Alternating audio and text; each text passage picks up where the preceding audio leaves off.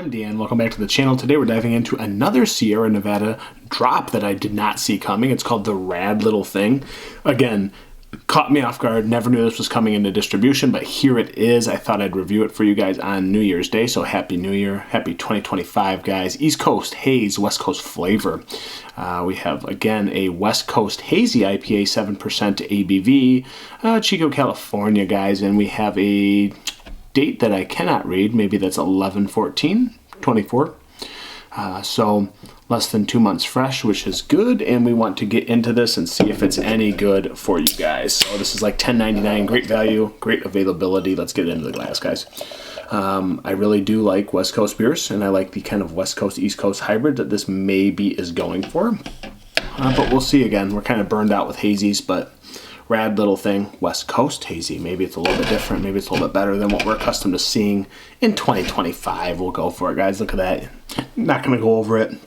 Appearance-wise, there's some particulate floating in the haziness here. Nice creamy head. Very creamy, actually. Sliding very nicely down the glass. Looks good. Let's get a nose. But again, the particulate may be the most noticeable. Floaty little, hazy little thing going on here. Ha! Rad Little Thing.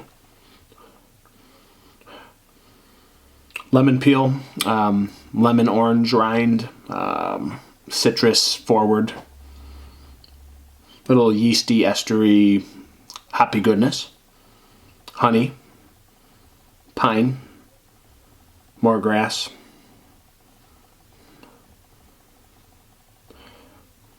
maybe a touch of stone fruit, but more on the citrusy end of the spectrum. The rind, the skin, the pith of the fruit, not very juicy, not very sweet. It's definitely on the West Coast end of things. Maybe a little bit of doughy maltiness, a little white bread. Smells good, guys. Not crazy, but smells pretty good. So let's get into this Rad Little Thing 2025. Cheers. Oh, it's West Coast, baby. Super dry. Pininess is there. A little bit of slight herbaceousness, but super bone dry on the back end, like just bone dry lemon peel. A little bit of just dry, underripe cantaloupe.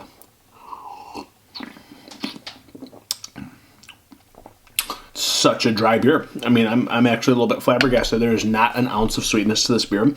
The slight honey forward nose I was getting, not there.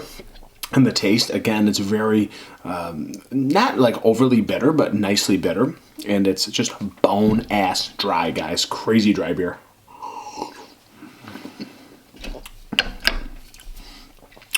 A little bit of, again, herbaceous, grassy pine resin, pine cone. The driest lemon peel. Candied nothingness. This is not candied. Again, this is just hop cones and grass and slight herbaceousness. Herbaceousness, not really forward at all, but it's kind of an afterthought compared to everything else you're getting. Again, underripe cantaloupe, underripe skin of the passion fruit, lemon peel, lemon pith. I mean, that's what I'm getting with this beer. It's actually caught me off guard a little bit. 7%, pretty good, actually. It's been sitting out for a bit.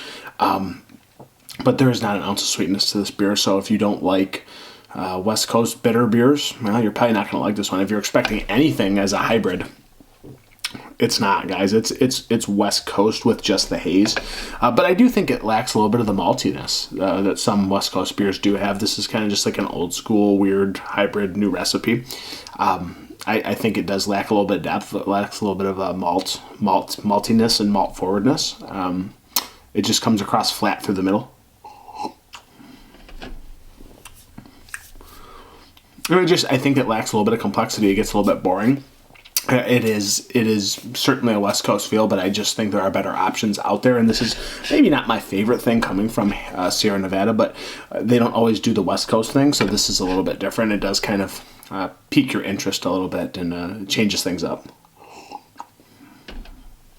A little bit of chewiness, a little pine cone chewiness, and a touch of honey. It's not bad. It's crazy bone dry.